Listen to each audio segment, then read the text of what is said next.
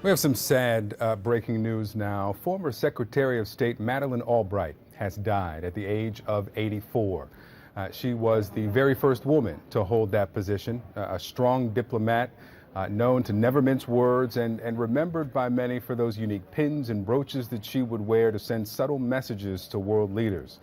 CNN's Richard Roth looks at her legacy. As a diplomat, where tact and treading gingerly on contentious issues are the norm, Madeleine Albright was never one to mince words. This is not cojones.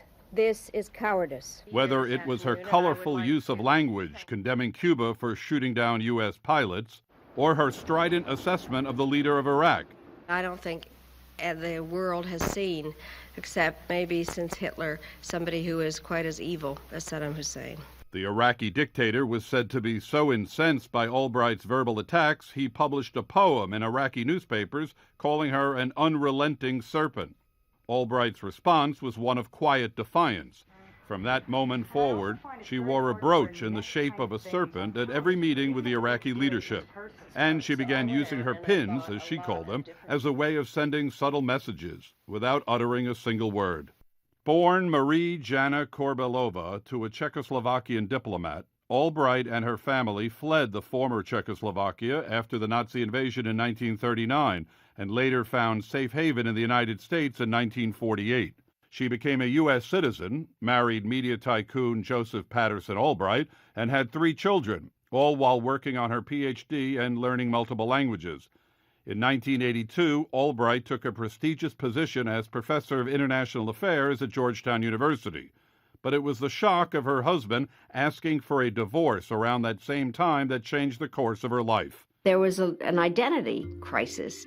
As it turns out, I think those next 10 years were the ones that were the most influential. She poured herself into her work, becoming foreign policy advisor to then presidential candidate Bill Clinton in 1992.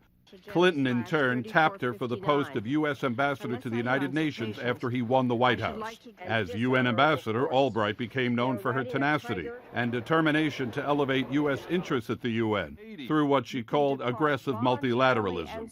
We must summon the spine to deter, the support to isolate, and the strength to defeat those who run roughshod over the rights of others. She pushed hard for U.S. boots on the ground in the Balkans. The U.S. administration chose diplomacy instead, a decision that came at a costly human price.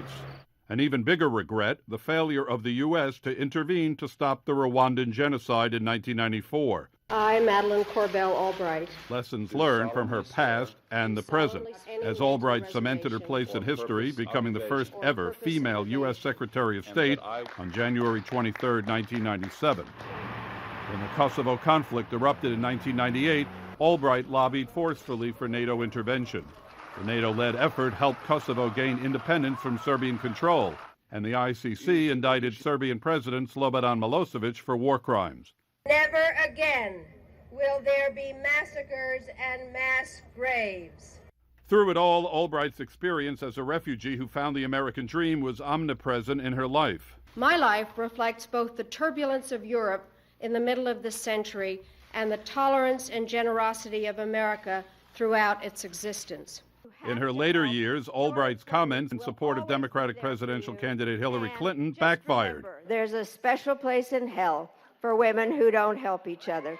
She apologized for the timing of her so-called undiplomatic moment in a New York Times op-ed and seized the opportunity to make a passionate case for gender equality by saying, "My hope is that young women will build on the progress we have made, but that will happen only if women help one another, and for those who do that, there will always be a special place of honor." Madeleine Albright was 84 years old. We'll be right back.